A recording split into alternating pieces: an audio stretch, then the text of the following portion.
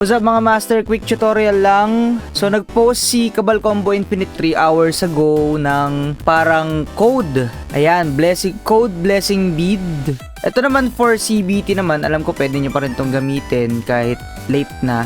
Ayan, bali dalawa na yung codes natin. Meron tayong blessing bead and then blessing bead 2. So tuturuan ko kayo kung paano nyo ma-redeem yan.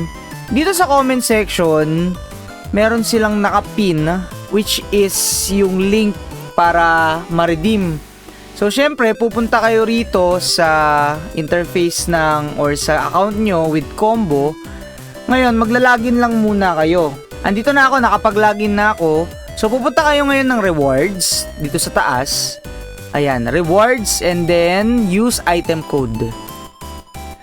Dito sa use item code, meron tayong dalawa, di ba? Sabi ko kanina, meron tayong blessing bead. Select nyo lang kung sino. Sa akin, Roro DM. Reward claim successfully.